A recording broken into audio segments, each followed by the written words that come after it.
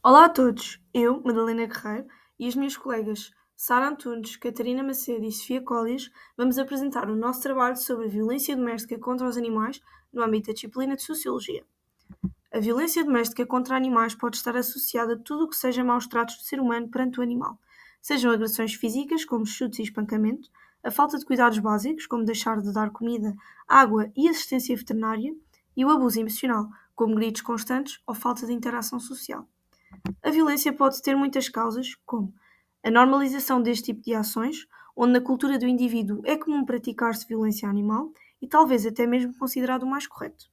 A influência de fatores psicológicos, como um histórico de abuso que faz com que o indivíduo replique esses comportamentos no animal. Os fatores financeiros que possam causar stress no indivíduo e levam a que este descarregue no próprio animal.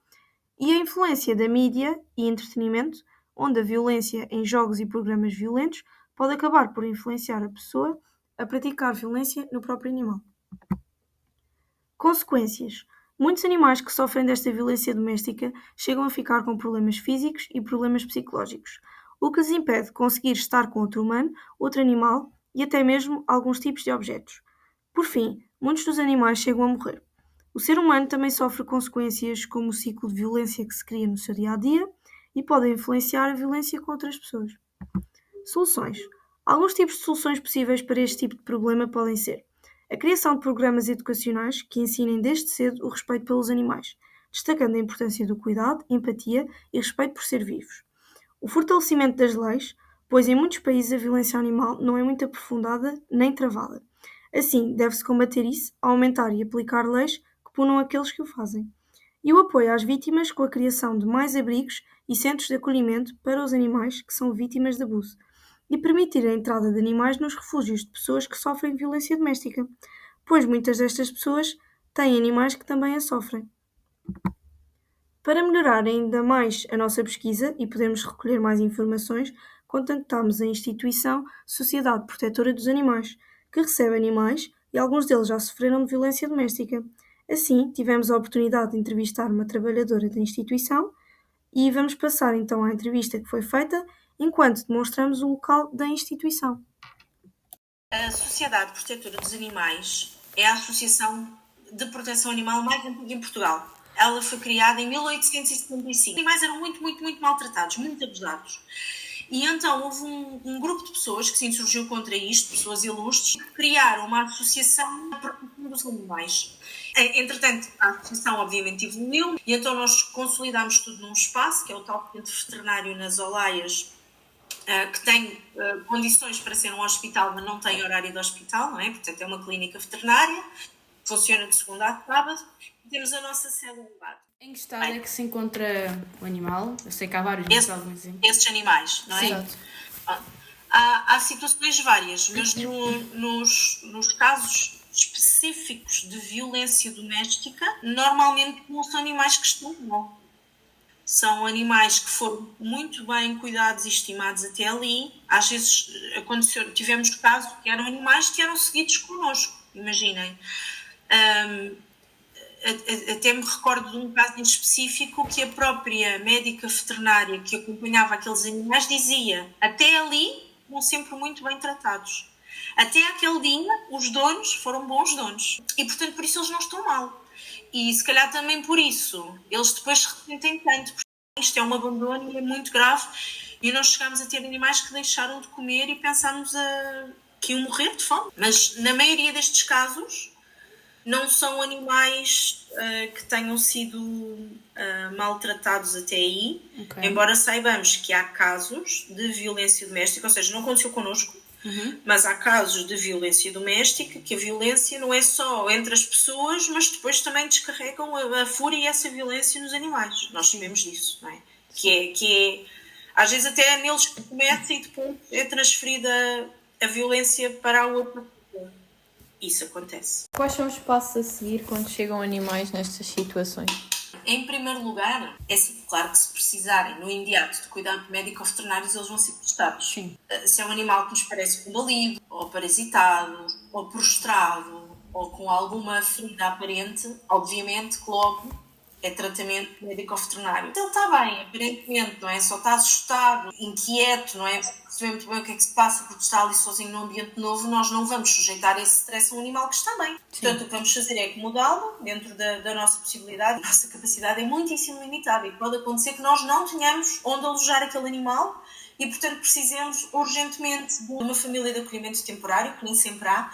E já aconteceu termos que chamar o centro de recolha oficial porque nós não termos como recolher aquele animal. O que se faz é, no limite, se está tudo bem, vamos acomodar aquele animal. Portanto, arranjar-lhe uma caminha, comida, água. Antes de mais, fazer uma leitura do microchip. E a partir daí o que vamos fazer é tentar construir esta história. Portanto, se nós até conhecemos os animais, como já aconteceu, é tentar contactar os tutores e perceber o que é que se passou. E depois aí tentamos construir a história. Se eles precisam de cuidados médico-veterinários, vão ser prestados. Os cuidados básicos prestados também. É apresentado muito. O problema aqui é que as pessoas, quando pedem ajuda, já estão numa situação limite. Ou seja, eles não pedem ajuda para daqui a 3 meses. Eles pedem ajuda para ontem. E então dizem, eu pedi ajuda e ninguém me acudiu, e então deixem lá. Estão a ver? E depois nós ficamos com o bebê nas mãos. Porque não temos também muitas vezes como acudir. É dramático. Portanto, se a ajuda for, preciso de passeios, preciso de apoio alimentar, preciso de cuidados médicos, tudo isto é possível, às vezes, conseguir aqui algum tipo de apoio. Nós, por exemplo, prestamos cuidados médico-veterinários a custos muito baixos, ou até sem custos, se a pessoa comprovar a carência económica, mas a pessoa tem que o fazer, não é? Tem que pedir ajuda, tem que comprovar mentalmente a carência económica, não pode simplesmente chegar lá e dizer, olha, não tenho dinheiro para esterilizar esta cadela, até comprei um criador e custou 1.500 euros. Não dá, não é? Isto acontece. O procedimento é este, e depois procuramos sempre famílias de acolhimento temporário e divulgamos o animal para adoção. E este encaminhamento para a adoção pode tardar meses. Claro que se temos uma família de acolhimento temporário é maravilhoso, porque não só eles não estão em ambiente de clínica, de abrigo, de clínica, que é muito mau, porque se cruzam com muitos animais, muitas vezes animais doentes, é muito mais estressante para eles. Se eles estão num ambiente familiar, não só eles se enquadram melhor e é mais um ambiente mais semelhante ao que viveram até ali, como até a transição para a nova casa se faz de uma forma muito mais suave, não é? Às vezes os animais regridem muito. Nós temos situações em que tivemos que pagar hotel durante meses, às vezes anos, porque não tínhamos mesmo onde acomodar aqueles animais, não havia onde os receber e nós temos que pagar um hotel e não tinha para aquilo cá ficar. E para ser adotado tem que ser num espaço que tenha mais ou menos estas condições. Isto também acontece. Mas há situações em que não, que os animais são realmente cães de casa, gatinhos, imaginem, e nem pensar colocá-los numa jaula, que é muitas vezes o que acontece, e bichos ficarem, imaginem, numa jaula ou num gatilho mais ou menos complicado durante meses largos. É muito duro para eles. Que tipos de abusos enquadram na violência doméstica? A violência doméstica contra pessoas está amplamente descrita. Sim. E a contra animais é obviamente a mesma. Okay. Depois podemos falar numa questão de maus tratos ou de negligência que possam não ser, imaginem, possa não ser considerado uma violência, não é? Mas em que obviamente os cuidados àquele animal foram ser negligenciados. Okay. E o que é que pode ser? Imagina, um animal que precisa de cuidados médico-veterinários e que não tem. Um animal que precisa de uma alimentação adequada por alguma patologia, que nós até fornecemos essa alimentação, imaginem, mas os donos não vão buscar essa alimentação. E não prestam esses cuidados ao animal. Isto é negligência grosseira, estão a ver? Não é por falta de dinheiro, não é por falta de acesso aos cuidados, não. Isto acontece. Ou, por exemplo, um animal que está confinado a um espaço 24 horas por dia, 7 dias por semana, que não sai, que não socializa com outros animais, porque no caso um cão, os cães precisam de ser passeados, não é só para fazer as suas necessidades fisiológicas, os cães precisam de sair, de conviver com outros animais, de esticar as patas, de correr, de libertar energia, ficam loucos. Eles ladram muito, destroem muito, e depois temos situações que as pessoas dizem, não posso ter mais deste cão na minha casa porque morreu tudo. Quantas vezes é que este animal foi passeado na última semana? Nenhuma. Pessoas têm um quintal e constroem uma cerca e põem uma casota de cimento numa corrente e põem numa casota de cimento lá no fundo do quintal. E o cão não é passeado nunca. O cão vive ali anos a fio, não é? Ao frio, à chuva, ao calor, é uma negligência grosseira, isto é um mau trato, não é? Embora, imaginem, não lhe batam, não lhe provoquem violência, não lhe provoquem sofrimento físico por agressão, obviamente que provocam sofrimento físico por todas estas situações, não é? Pelo degradar de uma doença, ou situações de acumulação, também nos tem acontecido muito.